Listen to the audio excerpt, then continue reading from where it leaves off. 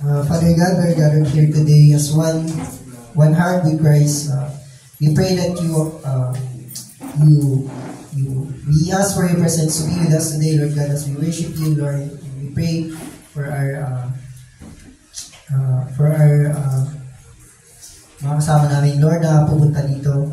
We pray that you guide them. You touch their heart, Lord, na pumunta dito, Lord.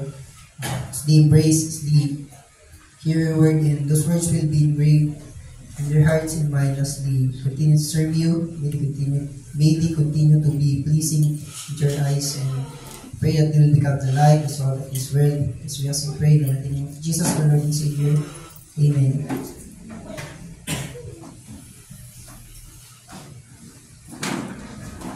Okay, let us all be seated first, and so that we will be energized, let's all welcome the dance team to lead us or ipakita nila sa atin kung ano dapat ang energy natin in worshiping the Lord.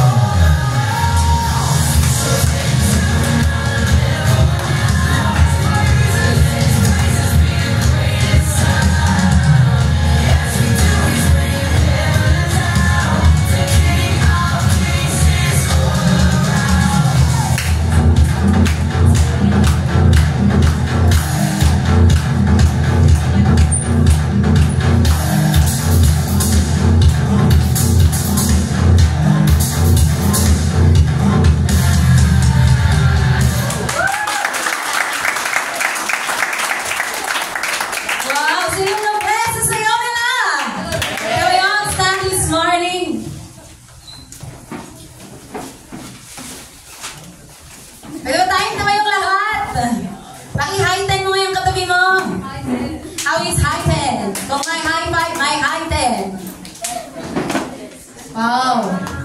So glad to be standing beside the beautiful creation of the Lord. Tignan mo naman yung mukha niya. O, di ba nakaka-bless?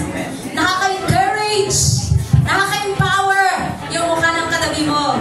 Grabe naman kasi ang ganda, ang gawa ko ng creation ng Lord. And today, may God surround us with songs of praise so that we will praise Him today like never before. No matter what you are going through, do not allow that situation to limit you, because your praise, your worship is a weapon against the scheme of the enemy. So give your best to the Lord today. Amen. Come on, have your hands in the air.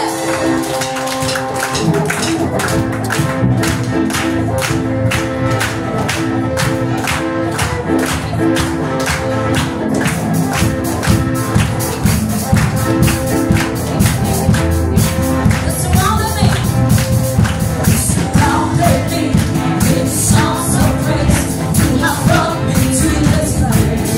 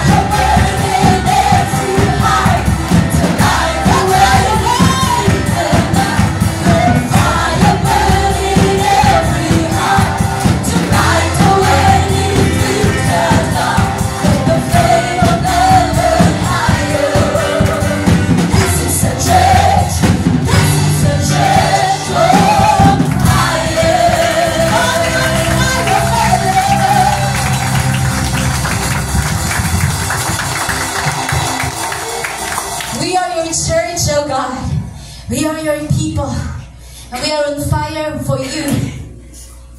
Because you are great and awesome. Your name is the highest, the greatest. There's no one like you.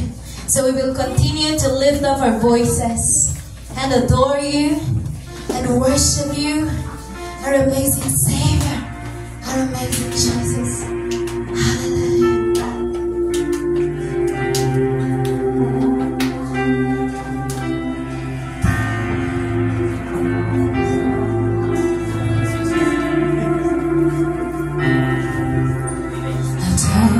Generations are falling down in worship to sing the song of ages to the Lamb.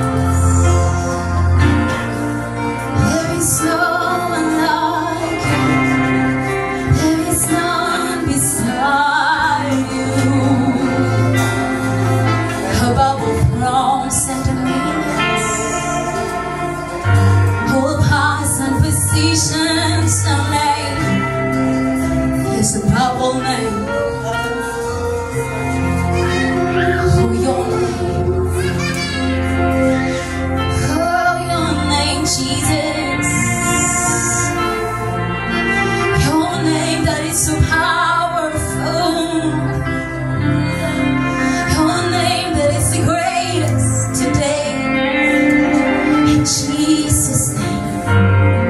Oh,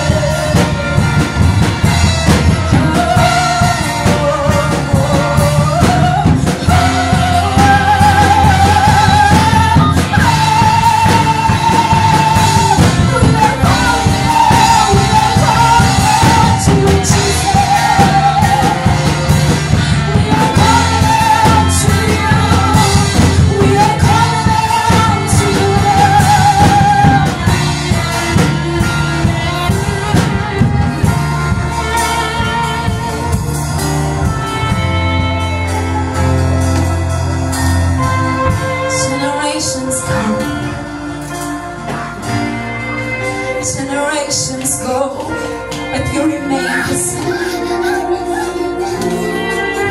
Oh, generations pass, generations come, but you remain the same. You remain the King of all kings. You remain as the Lord of all lords.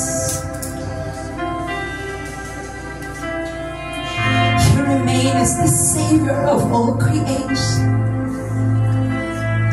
You remain as the highest and the greatest. You remain as the Lord over all. How we honor your presence this morning. How we respect your presence this morning. Today, God, we want to pour out our worship to you, our adoration and thanksgiving, because you remain the same. Your love remains, your grace remains, your faithfulness remains. And today, be enthroned upon our worship and praises. Be enthroned above all things in this room. Be enthroned, be glorified and be magnified. Today, here we are pouring out our heart, pouring out our worship, because you're amazing, you're faithful. Come on, church, can we pour out our hearts to Him today? Pour out our worship, pour out our adoration to Him today.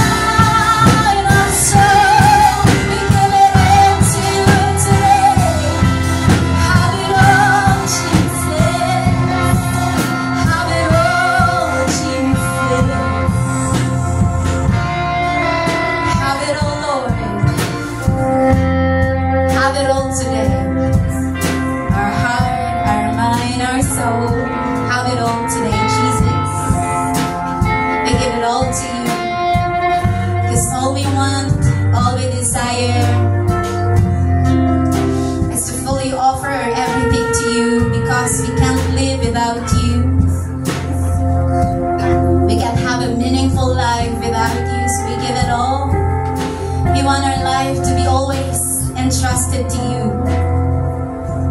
We want everything of us to be always entrusted to you, our Maker, the author of our life. Oh, how we love you, how we love your presence. And again, God, glory and honor, majesty and power belongs to you. The highest, the greatest, the supreme over all. Our worship is for you. Our praise is for you. So receive it this morning. We are giving our all to you. Come on, church. Give your all to Jesus. Put out your all to Jesus. Hallelujah.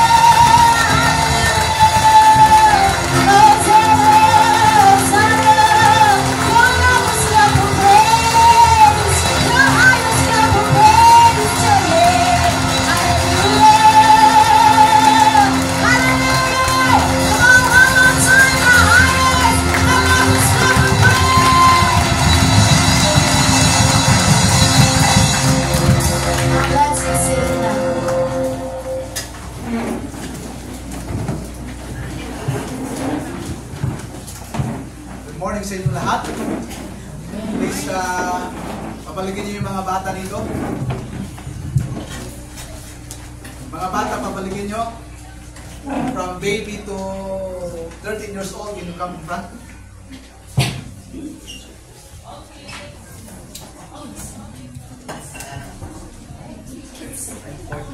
From baby to 13 years old, come here in front. We just want to speak blessing in your life. Come on, Jessie. Jigo. Come on. Children, you please me. You please me. Please me. Here, for a minute. Here, please me. And bring the children. Because even in the time of Jesus, they brought the children to Jesus. And these are our new generation. And I declare that my generation will be favored by the Lord. Sa book ng Joshua, pagkatapos noon, sabi niya na the people serve the Lord sa time ni Joshua and yung mga matatanda. After that, people became rebellious to the Lord. Kasi yung isa siguro baka hindi nila disciple ng tama ng maayos yung kanilang mga anak. Kaya yung mga anak nila naging rebellious sa Panginoon. That's why today, we have to do everything to disciple our children so that we can pass the faith, we can pass yung the reason what we are doing, and I believe hindi magiging secure yung buhay nila. Okay? Kasi kahit na magagaling mga to sa school, kahit yumaman sila, pag wala si Lord sa buhay nila, I believe na hindi sila magiging fruitful or makakatulong sa community natin, sa family natin, even sa ating bansa. But I believe if they fear the Lord and serve the Lord, God, pagyayamanin sila ng Panginoon. Amen. Come on, can we pray for them, we bless them. Lord, this generation are yours, God. We dedicate them before you, Lord. I pray that you cover them by your blood, Jesus. I declare and I believe, Lord, that they will have personal encounter with you, Jesus. They will have divine appointment with you, Jesus. Lord, I believe, oh God, na nakita yung obeying, Lord. Nakita yung ako, Diyos, anak ni, lumakot ka ka natin, lumakot ka ang sarbilang ikaw ako, Diyos, anak na isumatik ikaw ako, pagpamatik ako, nakita yung obeying. There will be, Lord, a blessing, Lord, sa kanilang mga school, sa kanilang mga kaibigan, sa kanilang family, Lord, sa community in our nation, oh God. We declare your favor, your blessing, wonderful Lord Jesus. Thank you, Father. Thank you, Father, because you love them so much, oh God. Lord, help them, oh God. Help them in their everyday life, oh God. They will have wisdom, knowledge, and understanding about you, about your word, oh God. Lord, they will choose to live righteously, uprightly, holy, and pure, oh God, in the name of Jesus. And Lord, even their characters and their attitude is like Christ, oh God. The fruit of the Holy Spirit is being formed upon them, Lord. Thank you. We give you praise and we trust them into your hand. In Jesus' name, amen. God bless you, children. Teens na isang taon na lang magiging teen na sila. Okay? Amen. This is a wonderful day the Lord has given us. Amen. Pwede ba tingnan mo yung katabi mo? Pero sa kanila, you are wonderful. You are wonderful. You are amazing. You are amazing. Hallelujah. God is really great. God is really beautiful. Yung ginamit natin kanina, He is beautiful. That's why His love is beautiful and so true. Cannot be measured yung pagmamahal ng Panginoon sa atin. Amen. Praise God. You are a symbol. You are an evidence that God is an amazing God. Salamat kasi buhay tayo ngayon. Last Wednesday, nung nag-celebrate ako sa Quezon Hill, sabi ng student na nurse, nag-OJT siya ngayon sa nag-OJT siya sa emergency. And dalawa po sa kanilang binabantayan ang pumanaw na because of dengue. Ganun po yung buhay natin ngayon. Ganun po yung outbreak ng dengue ngayon. Kaya po, mag-ingat po tayo kay lamok. Amen? Huwag maging matigas ang ulo. Kung pwede, mag-long sleeve kayo. Okay? Kumain kayo ng mga pagkain na masustansya. Gawin yung malakas yung mga immune system natin. Amen? Amen. Huwag lang puro karne. Maggulay din kayo, mag-fruits din kayo. Huwag mga puro instant. Puro frozen. Hello? Come on, let's make our bodies strong and healthy because God has a wonderful plan and purpose for us. Amen. So kapag yung body natin, it cannot, so how can we live out the purpose the Lord has planned for us? Amen. Okay. Today, last Sunday, ano siya ko last Sunday? Yung alam nyo? Use your potential, your God-given potential. May galing ka. Amen? Magaling ka. May magagawa ka. Meron kang pwedeng gawin. Kasi merong potential na binigay si Lord sa iyo. Ngayon po, gusto kong sino sa inyo nabasa nyo yung Book of Daniel? Book of Daniel. Halos lahat po ng pinagsilbihan ni Daniel, they acknowledge God. At sinabi nila, the God of David, the God of Shadrach, Meshach, and Abednego, He is the true God. Amen? They acknowledge that God is a true God. Kaya po si Daniel at yung kanyang mga kaibigan, pinaglaban nila yung kanilang pananampalataya, yung kanilang Diyos, pinaglaban po nila in times of great battle na hinaharap nila. When they were in Babylon, papalit-palit yung king, pero pinaglaban nila yung kanilang pananampalataya sa Panginoon. Amen? Today po gusto kong i-share winning my battles. Winning my battles. Sa 1 Timothy chapter 1 verse 18 and then chapter 6 verse 12 to 16. Sa NIV tayo. 1 Timothy 1 verse 18 and then chapter 6 verse 12 to 16. Okay, 1:18 muna.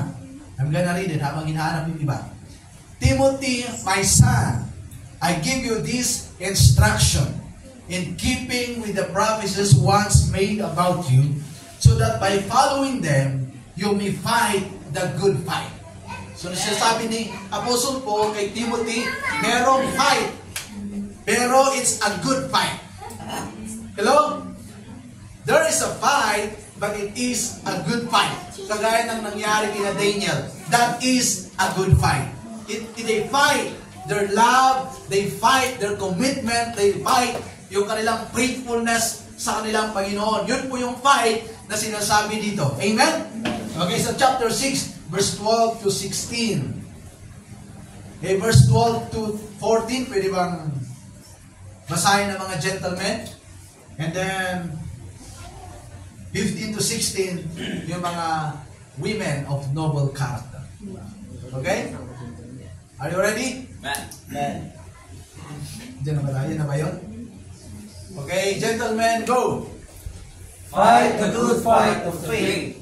Take hold of the eternal life to which you were called when you made your good confession in the presence of many witnesses. The sight of God gives life to everything. Through Christ Jesus, who was testified before Pontius Pilate, made a good confession. I charge you. Keep his commandments. Verse 9. Okay, 14. Sige, last pa. Keep his command without stop or blame until the appearing of our Lord Jesus Christ. 15, go. Which God will bring about in His own time, God, the blessed and only ruler, the King of kings and the Lord of lords, who alone is immortal and who lives in an unapproachable light, whom no one has seen or can see. To Him we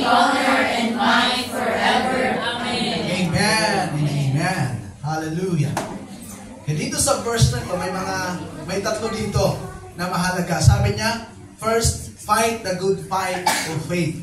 Pangalawa, sabi niya dito, take hold of the eternal life. Amen? Are you with me? Amen. And then, keep this command. Verse 14. Keep this command. Yun po yung mahalaga na mga na nakalagay po doon. So, fight the good fight of faith. Dapat po, ang pinaglalaban natin, hindi yung mga mali.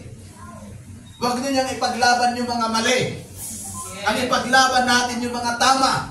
Yung mga bagay na nakakalugod sa Panginoon. Hello? Amen. Huwag na kayong makipaglaban sa mga mali. Sa mga hindi tama. Huwag na natin ipagpilitan yung hindi tama. Ang ipaglaban natin yung nakakalugod sa harapan ng Panginoon. Kasi sabi ko last Sunday, dapat biblical tayo. Dapat yung buhay natin, it is according to the Word of God, to the standard of God. Dapat the Word of God, ito yung final authority ng buhay natin. Ano man yung mangyari, this must be the final authority of our life. Amen. Kung meron tayong pinaglalaban, dapat pinaglalaban natin yung salita ng Panginoon. Pinaglalaban natin yung ating pananampalataya, yung ating commitment sa Panginoon. Amen. Dapat yun yung ating pinaglalaban. Kayo, ano bang pinaglalaban nyo? Ano ba yung mga pinaglalaban nyo? Okay, ibahin natin. Meron ba kayong battles ngayon? Meron ba kayong mga battles today? Meron ba kayong mga struggles today? Meron ba kayong mga challenges ngayon? So, I believe, kahit may mga battles kayo in life, ure ada iti gubat, masangsangon nyo tata, I believe that you will win on those battles. Okay? Mananalo kayo sa laban na yan. Amen. I'm gonna try to, kasi we will be leaving, going to Cebu. After this, we will go. Okay, so I'm gonna share three important for us to win our battles. Una, you have to fight well. Kasi alam na natin there is battle. Tama? Alam natin may battle, may problema. Alam niyo ba na may problema ka? May mga darating mga problema, mas matindi pa, mas mahirap pa kaysa sa problema mo ngayon. Habang nabubuhay ka, meron pong problema. Are you with me? Tanong mo yung katabi mo, may problema ka ba? So, merong battle. So, kailangan una, we have to decide, I will fight well. Amen. I'm gonna fight the good fight well. Hello? So, so that you can fight well, you have to know what you're fighting for. Ano bang pinaglalaban ko? Ano ba ang ipaglalaban ko? Bakit ako lalaban? Ano ba yung kailangan kong ipagtanggol sa buhay ko? Sabi mo kanina, huwag mo nang ipaglaban yung mali. Ang ipaglaban mo yung tama. Amen. Pinaglalaban ko yung pananampalataya ko sa Panginoon. Ipaglalaban ko yung salita ng Panginoon. Ipaglalaban ko yung righteousness. Hello? Ipaglalaban ko yung mga bagay na nakakalugod sa Panginoon. Yung relasyon ko sa Panginoon, ipaglalaban ko. No! You have to know what you're fighting for. You have to know the reason bakit ako tatay, bakit ako lalaban. And I believe, if you know what you're fighting for, then it's time for you to take your stand. Hello? Kung alam mo kung ano yung paglalaban mo, then it's time to make your stand. It's time to stand on what you believe for. Amen? Amen. Kailangan tumayo tayo, ipaglaban natin. Ano yung dapat ipaglaban natin? We have to fight well.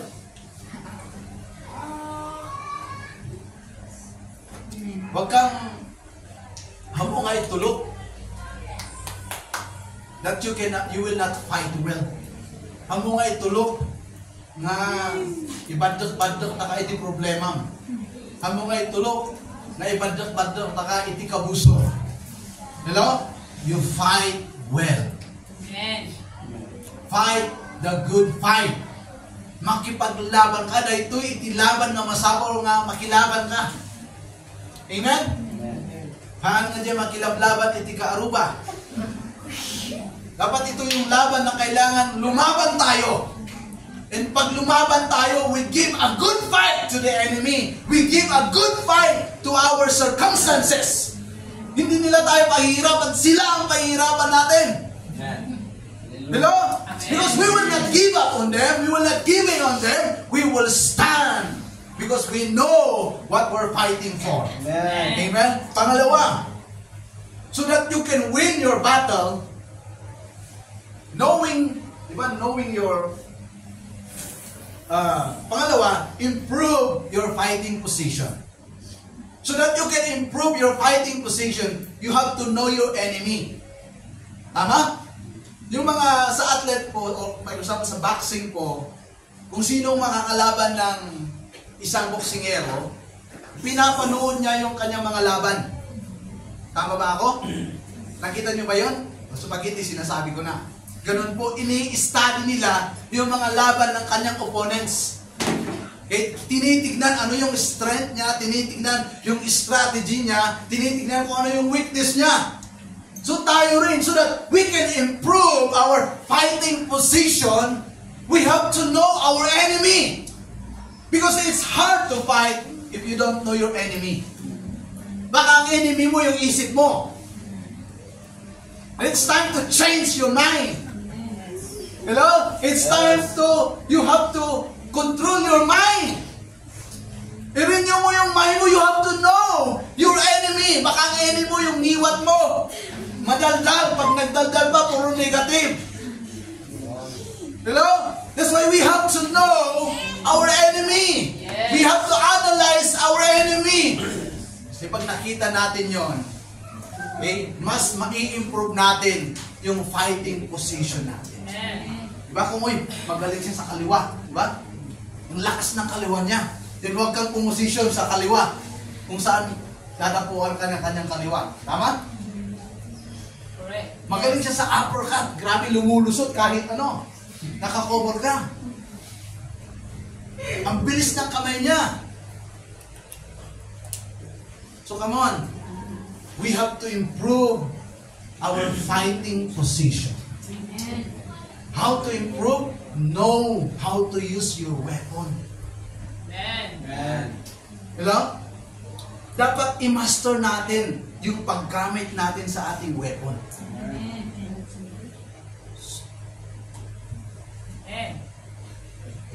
There's a Chinese movie, it's about a soldier. Dumating yung kanilang general, nasa training, sabi niya, whose rifle is this? Sa training, whose rifle is this? Sabi ng isa, it's my rifle. So dapat alam mo yung rifle mo. Alam mo kung paano gamitin yung rifle mo. Tinest siya. Okay. Sa malayuan, sniper. Pag-i-snipe. Okay. Yung moving object, and mahangin, tested, and nagamit niya ng maayos yung kanyang weapon. Minsan kasi hindi tayo nananalo kasi hindi tayo marunong gumamit ng ating weapon. O baka nga hindi mo pa alam yung mga weapon mo eh. Do you know your weapons that God has given you? Alam niyo ba yung weapon ninyo? Magbigay ng mga examples. Una, yung authority. God has given you authority. Luke 10 verse 19, sabi niya, I have given you authority to trample on snakes and scorpions. Amen. And to overcome all the power of the enemy. Nothing will harm you. Amen. Now, nothing will harm us if we know the authority that the Lord has given us. Ano yung binigay ni Lord na authority sa atin? Sabi niya, we can trample. We can overcome every problems na darating sa buhay natin if we know how to use our authority. Ano yung authority mo? It's your identity that you are a child of God. Amen. Yun lang, pag hindi ka ba child ni Lord, kailangan maging anak ka ni Lord. How? Through your faith in Jesus. Hello? Through repentance and receiving Jesus as your Lord and Savior, yun po yung way para maging anak ka ni Lord. Hindi po kahirap, wala po kahirap-hirap yun. Just with all your heart, you just repent for all your sins. Receive Jesus as your Lord and Savior. Then sabi niya, you will be given the right to become child of God. So meron kang authority. Hello? Do you know that? Amen. That you have authority. Mukha mo pa lang, takot na dapat ang kaaway. Hello? Yes. Authority. Ako pag nagdadrive ako at may nakita akong LTO doon, mukha niya pa lang, uniform pa lang niya, takot na ako. Medyo nagne-nervous ako. Kahit alam ko wala naman akong violation. Okay, nag-register naman ako. Kahit dito, pwede kasi duwan ang may coding dito. Ay, coding ba yan? Coding kaya ako. Pero alam mo, wala kang violate. Pero kahit na, di ba? Kung may authority, sino sa inyo gano'n? Yung mga nagmumotor, yung mga ano. Eh medyo may nervous konti-konti lang, di ba? Yung mga alam nila may violation, hihinto yan, hihinto. Then babalik yan. O dadaan sa kabila. Di ba? Pero pag alam mo, nervousin ka lang, pero part, yan ang buhay natin. That's authority. Hello? That's the authority. Di ba? Pag yung teacher ninyo, yung mga instructor ninyo, pag punta nila sa pagpasok sa klase, because of their authority, may automatic na mananahimik. Tama? You see the power of authority? Yes. And the Bible tells us, sabi ni Jesus, I have given you authority. Amen. Pangalawa, faith. That's your weapon. Faith, pananampalataya. Matthew 17:20, He replied, because you have so little faith, I tell you the truth. If you have faith as small as mustard seed, you can say to this mountain, move from here to there, and it will move. Nothing will be impossible. Amen. Amen. Faith moves mountain. Authority, you can trample snakes and scorpions and overcome every evil one. Hello? Come on, faith. It's time to have faith. It's time to get faith. Let your faith arise. Amen. Hello? Kasi sabi niya, as a mustard seed, ibig sabihin, pag meron kang maliit, kasing liit ng kuto, sabihin natin, na pananampalataya, seed, okay, iti, petchay, kung meron kang faith na ganon, you can move mountains. Amen. Kaya, kailangan trabahuin natin yung ating faith. We have to work out our faith. Amen? Because the truth is, wala tayo talagang faith. Or, nagdadalawang isip tayo.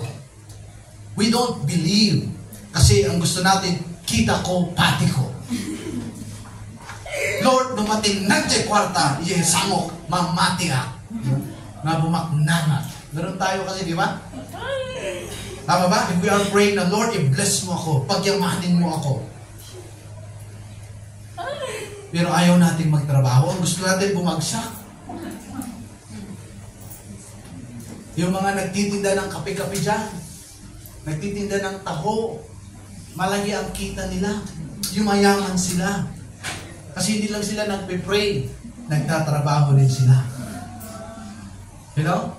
Gusto mong yumaman, magtinda ka na ng kape-kape. Hello? Ano yung talent mo? Ano yung skill mo? Magaling kang magluto. May isang kutsara lang. Eh, dumadami. Wow. Puhunan mo 100, nagiging 10,000. Pagbalik, wow. Ano kang lulutuin nun? Come on.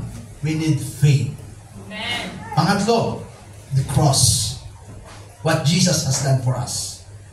Sabi niya, sa Colossians 2:13, 14, sabi niya, when you were dead in your sins and in the uncircumcision of your sinful nature, God made you alive with Christ. He forgave us all our sins, having canceled the written code with its regulations that was against us and that stood opposed to us. He took it, nailing it to the cross. Verse 15. Having disarmed the powers and authorities, He made a public spectacle of them, triumphing over them by the cross. Amen. Ano yung sabi niya? Amen. He having canceled the written code. Ano ba yung written code? That you are nothing. that we are nothing. Kaya ang Christian, pag wala si Christ, I am nothing. Christ, I-A-N, I am nothing. Tayo po yun. But if we are in Christ, we are something. Okay, we can triumph, we can overcome because of the cross, because of what Jesus has done for us. That's why people, they don't believe the power of the cross. Pag sinasabi mo, Kristiyano ka, pinagtatawanan ka nila. So it's foolishness, but to us, it is the power of God. Amen? Sa ibang mga verses, hanapin nyo na lang para meron naman kayong assignment. Okay? Yun, cross. Remember the cross. You were forgiven because of the cross. You are redeemed because of the cross. Amen. And na-cancel po lahat. Lahat po ng mga kasalanan natin. Lahat po ng kahinaan natin. It was canceled because of the cross. Na-disarm the powers and authorities na gustong kumontrol sa buhay natin because of the cross. That's why you can win your battles because of the cross. Amen. So the cross is your weapon. Hindi ko sinasabi na pumunta ka sa bahay, magpagawa ka ng cross. Hindi po yun. It's not the literal cross. But it's about believing what Jesus has done on the cross for you. Amen. Baka maging idol mo pa yung cross na yun. Okay, we are not talking about na magpapagawa ka ng cross, pero what Jesus has done on the cross for you. Amen. Amen. Pang-apat na weapon mo. Jeremiah 1:19. They will fight against you, but you will not will not overcome you. For I am with you and will rescue you, declares the Lord. Ano daw? They will fight against you, surely. They will fight against you. Pero, but will not overcome you. For I am with you and will rescue you, declares the Lord. Ang pang-apat na weapon is the Word. Amen. Is the Word. Amen? Yung salita ng Panginoon. Yung mga promises ni Lord. Yung mga binitawan na salita ni Lord. It is the Word. It is the Bible. Kaya sabi ko, dapat yung Bible, yan ang standard ng buhay mo. Dapat yung Bible, yan yung final authority ng buhay mo. Because the Bible, the Word, it is your weapon. Anong sabi niya? Yes, they will fight against you, but will not overcome you. Amen. Kaya sabi ni Lord, for I am with you and will rescue you. Ang daming ganyan. The Lord will fight for you. You need only to stand and still. Grabe, ang gagandang verses. That's why we have to love the Word. Amen. Maging bihasa tayo sa salita ng Panginoon. Kasi yung salita ng Panginoon, it is our weapon. Amen. Hello? Amen. When Jesus and Satan, nung si Satan, he tried to tempt Jesus. Ano bang ginamit ni Jesus? It is the Word. What is written in the Word. It is the Word of the Lord. Amen? Huwag kasi kung ano-anong philosophy ang gamitin nyo. Meron po tayong Word. There's Word. Dito po yung gamitin natin. Ito po yung weapon natin. And I believe, sabi ng Panginoon, marirescue tayo. Masisave tayo. We will not be overcome by those who tries to attack us. Those problems who tries na payukuin tayo. Na mga problema natin gusto tayong mag-surrender, mag-give up. Pero sabi niya, they will not overcome us because God will fight for us. Amen? Yun po yung apat na weapon natin. Mga examples. Okay? Una, ano yung una? Pangalawa? Pangatlo? Pang-apat? Amen. Next, for us to win our battles. Una, we have to fight well. Mag-decide ka na. Meron akong mga problema. Hindi ko pwedeng takbuhan ang mga to. Hindi ako pwedeng pumunta sa sulok at umiyak na lang. Humagulgol na lang. Kahit pag gaano kalakas ang iyak mo kung hanggang doon ka lang. You have to decide habang umiiyak ka. You decide, I'm gonna fight well. Okay? I'm gonna improve my fighting position. Wala akong alam. Hindi ko alam makipaglakad. I'm gonna improve I'm gonna, magti-train ako para kailangan kong matuto kung paano lumaban. Amen? Gawin niyo yun, ha? Pag hindi kayo marunong makipaglaban, kailangan nyo matutunan kung paano makipaglaban. Amen. Kaya magpapatayo tayo dito ng gym, training area. Amen? Dapat lahat tayo matuto tayong lumaban. Kasi ang pinaglalaban natin yung good. So we have to learn how to fight. Okay? So improve your fighting position. Then pangatlo, okay, you have to know how to use your weapon. Tama ba ako? No. Improve your fighting position is under that. And then pangatlo pala, okay, you have to win souls and make disciples. Bakit winning souls and making disciples will help us, will make sure that we can win our battles? Bakit kasama to? Okay, actually kahapon, okay, natapos ko yung dalawa lang ba? Sabi, Lord, ano ba yung pangatlo? Because I always share tatlo, di ba?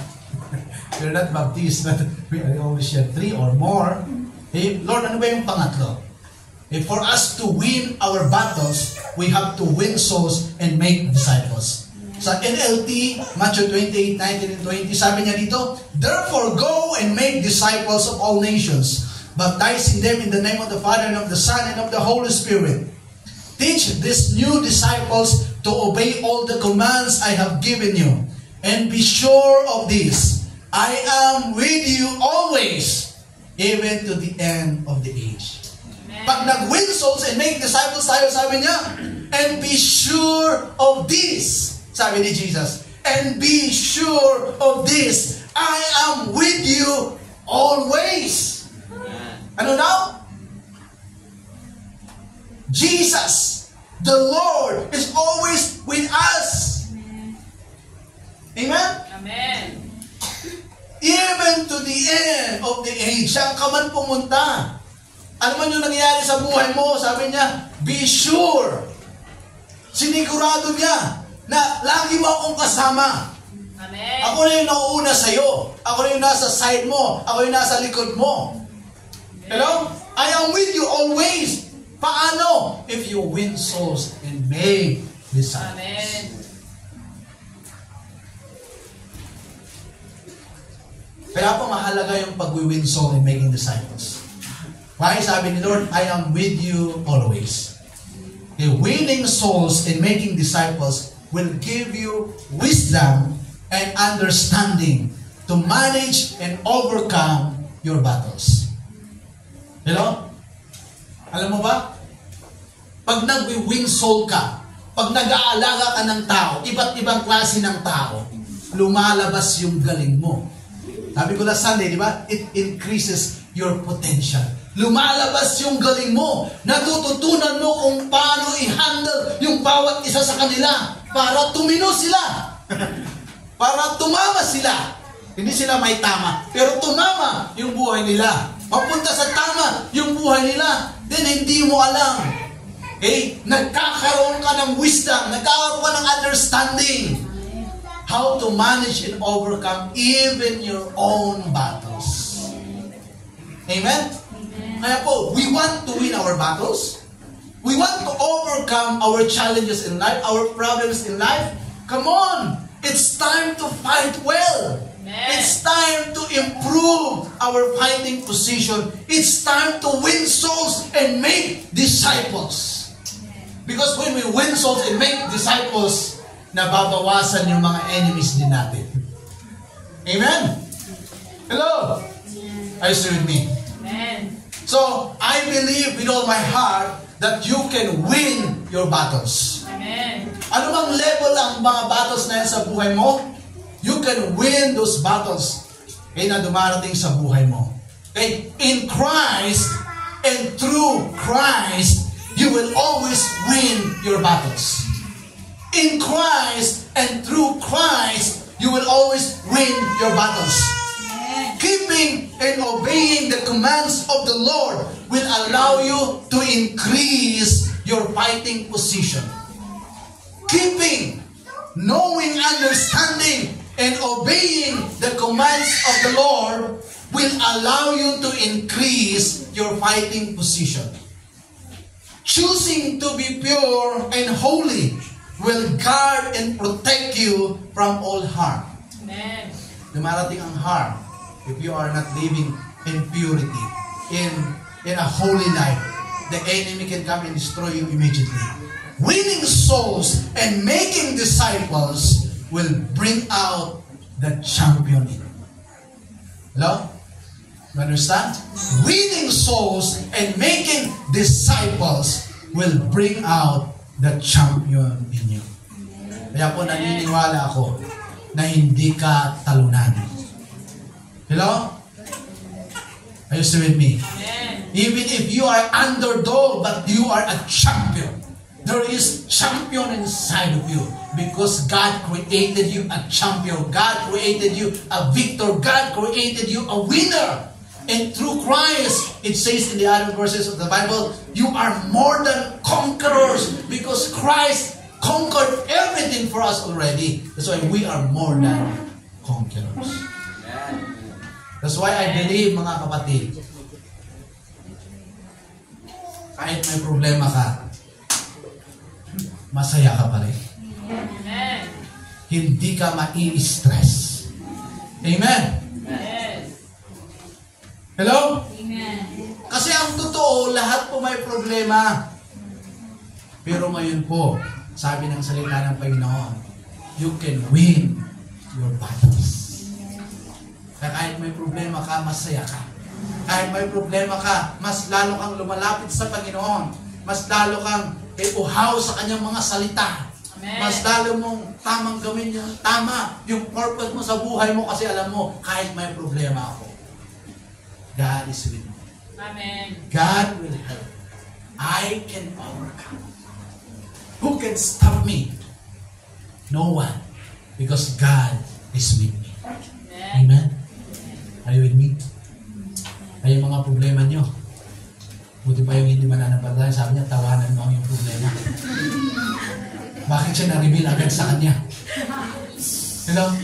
Dapat tayo yun. Yes. Dapat tayo yun. Tumatawa lang tayo pag may problema tayo. Hindi dahil may topak tayo. Tumatawa tayo kasi, Lord, salamat. Salamat, Lord. This problem cannot harm me. This problem, hindi niya ako sisirain. But this problem will bring out the champion in me. Amen. Amen? So I believe lahat po tayo na nandito, we will overcome. Amen. Sabi mo sa katabi mo, you are an overcome. You are overcome. Sabi mo sa kanya, with all your heart, you can overcome. You can overcome. Ipagdaanan mo lang yung mga problema mo ngayon. Amen. Huwag kang tumira, pagdaanan mo lang yan. You can overcome. Use the Word of God. Yung mga share ko ngayon, use it. Apply it, develop it in your life. And I believe you will win every battle that comes in your life. Amen. Ano tayong tumayo? Hallelujah. Thank you, Jesus. Lord, salamat kasi hindi mo gusto na nakikita na pinapayak lang kami ng aming mga problema at walang nangyayari. Pero Lord, iiyak man kami, pero hindi lang basta umiiyak dahil talunan kami. Pero Lord, umiiyak kami in celebrating that we know we overcome our problems and we can overcome our problems. Come on, kung ngayon meron kang battles, meron kang laban na pinagdaraanan, ngayon meron kang hinaharap ng mga problema sa buhay, whether emotionally, physically, spiritually, even financially, yung mga estudyante, yung mga may asawa, may anak, right now, nakikita ka ng Panginoon. God sees you. God is there for you. Pwede ba lahat tayo can we lift up our hands as a sign na, Lord, I believe in you. Lord, I believe in you. As a sign na we raise our flag, we raise our banner, showing to our problems, I am a champion because of my God. Because I have a God. I have a Lord. That's why I am a champion. Come on. So lift up your hands. I want you to declare, I want you to declare the promises of God in your life. As you raise up your hands, I want you to believe that you are an overcomer, that you are a champion. Come on. As you raise your hands, I want you to speak to your battles. Speak to your problems. Sabihin mo sa kanila, in the name of Jesus, you cannot overcome me. You cannot destroy me. You cannot deceive me. I'm gonna fight well. I'm gonna fight well. I will fight this good fight. Hallelujah. Come on. Thank you, Lord Jesus. Lord. Yes, Jesus. Thank you, Jesus. Thank you, Jesus. Thank you, Lord Jesus, for the victory, oh God. Thank you for the victory you have given us. Thank you for the authority you have given us. Thank you, Lord. Thank you so much for the cross. Thank you, Lord, for the word. Hallelujah. Thank you, Jesus. Oh, God. Yes, Lord. Hallelujah. Oh, Jesus. Thank you, Jesus. I want to receive your victory. Receive your victory. Hallelujah. Hallelujah. I want to receive your victory. I want to receive your victory in Jesus. Come on, declare your victory in Jesus. Come on, let your mouth confess you are victorious. Come on, let your mouth confess. Oh, Jesus. Thank you, Lord Jesus. Thank you, Lord Jesus. Thank you, Lord Jesus.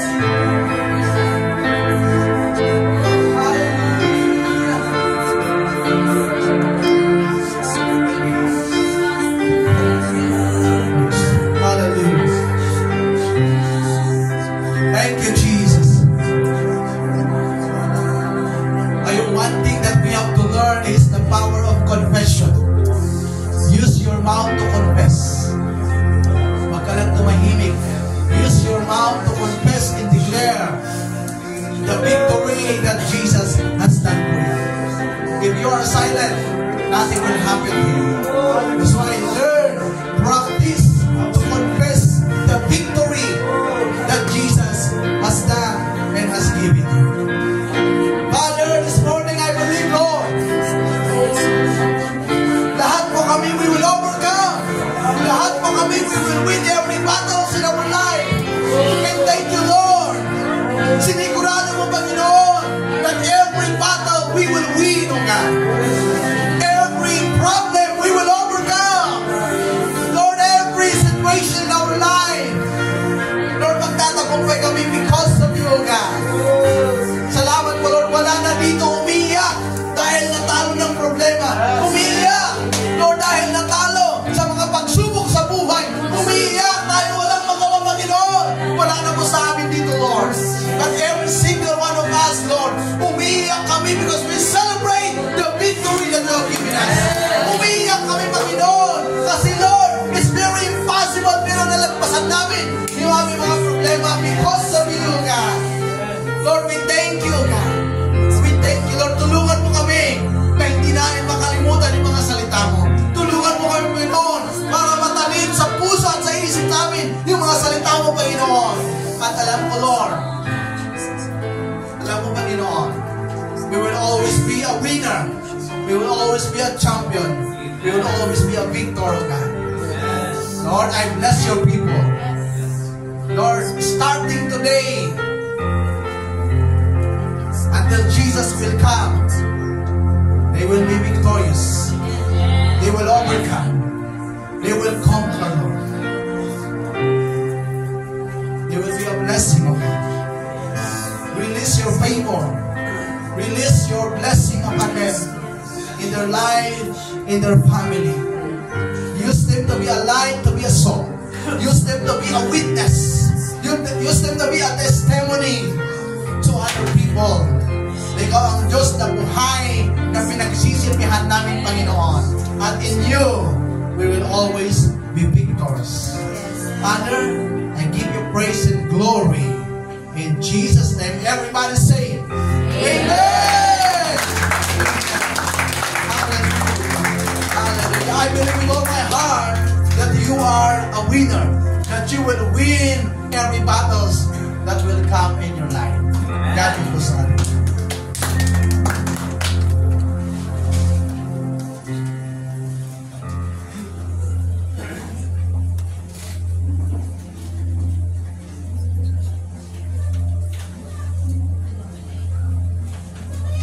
Before we give our tithes and offering, now, are you excited? Our portion. So we will be collecting, that's in the red offering. Pero yung tithes and offering dito pa rin sa harap. Pero yung offering natin, love offering, sa kanila is sa red. Before they go, can we bless them? Can we pray for them? So that they will arrive safe and sound and really receive their portion, our also portion. Amen? Amen. Father, today, we thank you for the life of our leaders. They are doing their best para po matulungan kami to grow in our faith and relationship with you. Ito pong pagpunta po nila dito is a sign of their obedience and submission to you. They want, before you ascended to heaven, you have commanded your disciples to feed the lambs. And you want to feed us well with your word. So they are going to that far place to receive their portion from you. And thank you, because as they go there, they will receive their portion that you have prepared for them.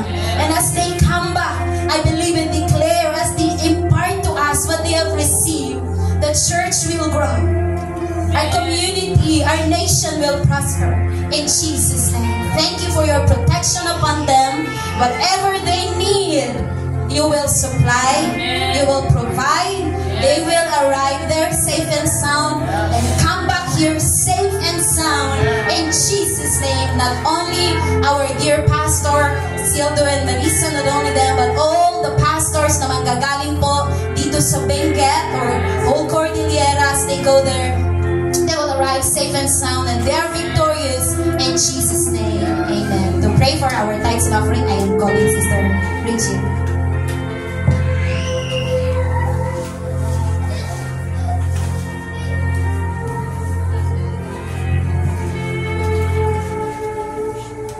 Let us pray. Father God in heaven, we praise, honor, and worship your highest, holy, and magnificent name. We thank you for all the blessings, and as we collect our tithes and offering, may you bless it abundantly and exceedingly, that it may use for the expansion of your glory, Father.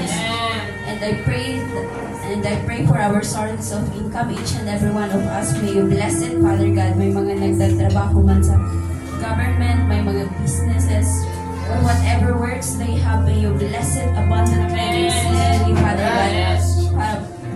And may you be with us. May you always be with us, Father. Continually bless each and every one of us, Father God. May you continually open the windows of your blessings. Thank you, Lord. Just want to give our praise and thanksgiving to you, and this we ask in Jesus' name. Amen.